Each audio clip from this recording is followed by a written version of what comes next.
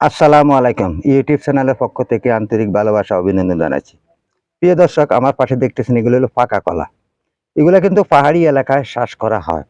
এখানে পাহাড়ি এলাকায় প্রচুর পরিমাণে কলা হয়। কারণ কলা চাষে একবারে কম খরচ, অনেক লাভ। কলা চাষে কম খরচে কিন্তু অনেক লাভ। আমি আপনাদেরকে কলা বাগানের কিছু দৃশ্য দেখাবো। এই যে দেখুন, এখানে পাহাড়ের পাশে যে কলা গাছগুলা লাগানো হয়েছে, এখানে কলা প্রচুর পরিমাণে কলা চাষ হয়। এই কলা গাছ কিন্তু এখানে লাগিয়ে দিলে হয়, একটার সাথে আরেকটা মিশে কিন্তু প্রচুর পরিমাণে কলা আসে। শুধু কলা নয়, এখানে অন্য অন্য ফসলাদিও লাগানো হয়। আমি আপনাদেরকে দেখাচ্ছি। এই যে দেখুন কি সুন্দরভাবে কলা বের হয়ে আসতেছে।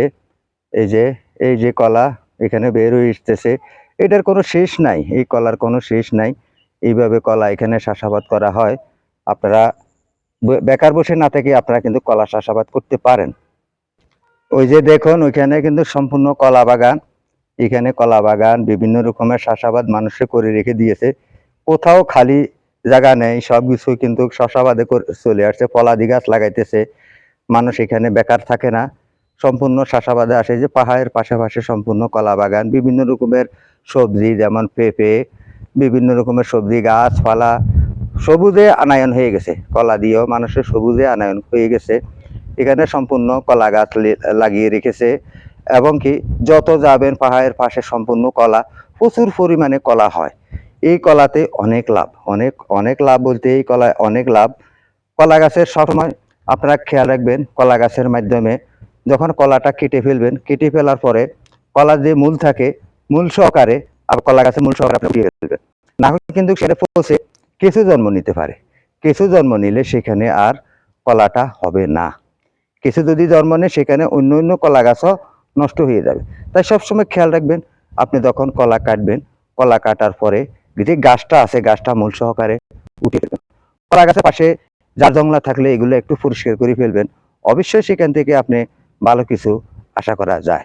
তাই বন্ধুগণ, ঘরে বসে না থেকে আপনার ঘরের আশেপাশে বাইরে আঙ্গিনায় যেখানে খালি পরিত্যক্ত জায়গা আছে সেখানে আপনারা কলা চাষাবাদ করতে পারেন।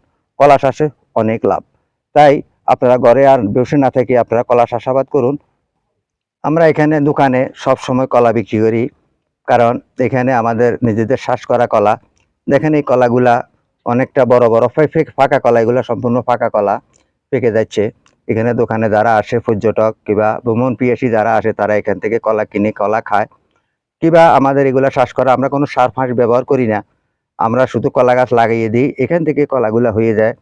তাই আপনারাও কলা চাষাবাদ করুন, প্রচুর লাভ করুন, নিজে স্বাবলম্বী হন, কলা বাগান করতে পারেন। কলা বাগানে কোনো তেমন খরচ হয় না, কম খরচে। আর আশেপাশে যে চারাগুলা উঠে ওগুলা উঠিয়ে আপনি অন্য স্তরে লাগাইতে পারেন। কিংবা আপনার কলা গাছ অনেক কাজে লাগে, যেমন কলা পাতাগুলো আপনি বকরিকে খাওয়াইতে পারতেছেন, গরুরে খাওয়াইতে পারতেছেন, কলা গাছা খাওয়াইতে পারতেছেন।